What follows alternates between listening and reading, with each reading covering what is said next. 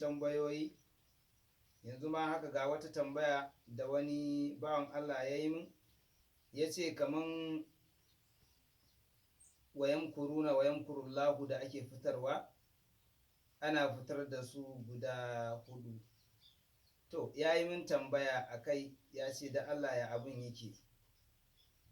To, amma tun da kuna faɗar karatu a midiya, mutane 1000 ba iyaka suna ƙaruwa da shi, shi yasa na meko wannan tambaya a gare ka, domin idan ka faɗa, shi wanda ya tambaya zai ƙaru, wasu ma za su ƙaru da shi. Allah ya sa mu ƙaru da juna, amin summa amin. Wassalam. Na gwani Abdurrahman wanda yake tsangayar mai gidanmu kuma kakanmu, Allah jaddada rahama a gare shi. Na wannan haka yake. Farko dai wattaqullaha wa yu'allimukumullahu, sai ce wallahu bi kulli shay'in alim. Wa makaru wa makarallahu wallahu khairul makirin. Wa yamkuruna wa yamkurullahu, shi ma ce wallahu khairul makirin. Muna da kuri ma dai. Kuma ya kaya cewa wastaganallahu wallahu ganiyun hamid. To wannan karatu ana gama bayar da shi ma, sai dai in ce in yi fashin baki a kai. Ita abinda ake nufi ba wai Allahu ce kadai a Qur'ani ba, ita wai guda 4 wadda ta yi wakafi, ba haka ake nufi ba.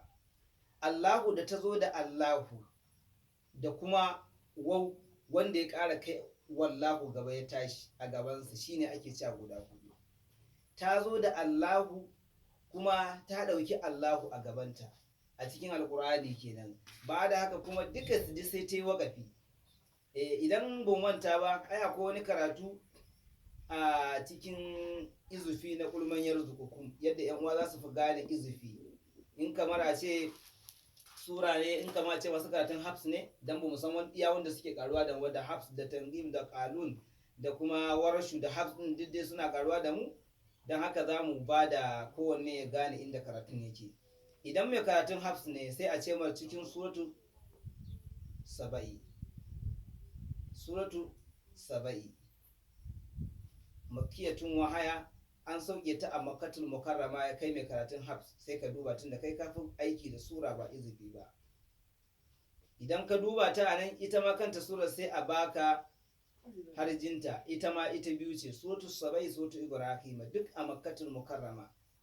Shine ake ce musu arba'un wa kamsuna, idan ka hada gigarin su bakasi, ma'ana kenan. Na'am. To shine insha Allah a cikin wannan surar, ko kuma ce izu na kullum yanzu, akwai ya ayyuhan nasu antumul fuqara'u wilallahi wallahu ghaniyun hamid. Kaga ba sa ta ciki ba, ai wilallahi tace, kuma wallahu ta tahi a gaba. Kaga qad sami Allahu qawlan lati tujadiluka fi zawjiha wa tashtaki ila Allahi wallahu, ita ba ta tashi a gabanta. Kaga ba ta shiga cikin waccan Allahun da ake. Ya kai dan satu ka sa karatun Alqur'ani da kyau a gaba, zai zame maka jigo wajen daukar loga ta Alqur'ani. Shine ma muke cewa yanzu Alqur'ani ya rage wahala saboda malaman loga sun rage rowa. Allah ya sa mu a cikin su wanda suka rage rowa din, domin mu ƙara faɗaɗa tafiyar fahimta ta Alqur'ani. Muke bada gudunmawa. Ana so ka bada gudunmawa a abin da zai amfana da mutanen garinka ko jiharka ko duniyarka da kake zamani tare da su. Idan an je lahira, a ɗaga fejinka a ga ka bada gudunmawa ta hanyar alkhairi, khairan kasiran, shine Alqur'ani Karim. Kuma wanda ya bada gudunmawa Alqur'ani ya bai ma annabi ne sallallahu alaihi wasallam.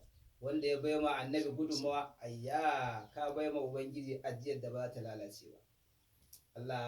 Allahumma ja'alna minhu, taqabbal minna, kuma taqabbal du'ana. Na'am. To insha Allah sai in ƙara maka, akwai wani karatu ma a cikin fama kana jawaba, shi ma na baiwa mutane wahala. Allahumma Allahi. Mafi yawanci mutane suna sa Allahumma Allahu.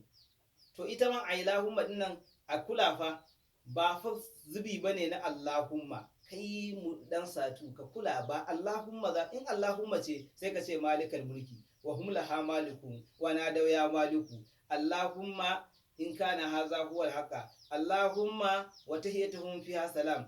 In oke na baro Allahumma rabbana anzil alaina ma'idatan, sai Allahumma fadira samawati. Su kadai na Qur'ani suka ce Allahumma nan.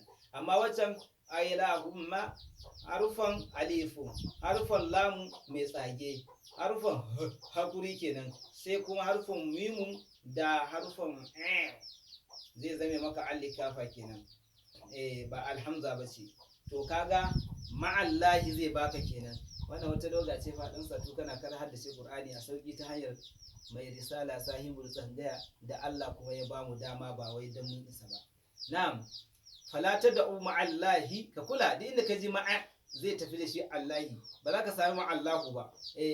Ma'allahi ailahumma, Allah shine ake ce mar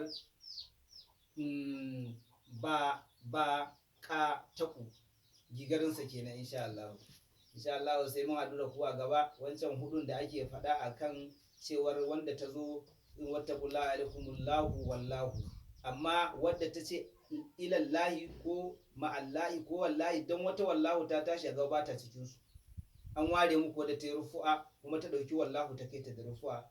Allah ya gane da mu, Allah fahimtar da mu, arsa alqur'ani ya zama gatan mu duniya da kiyama, bijahid sirrin dan gata annabi Muhammad sallallahu alaihi wasallam.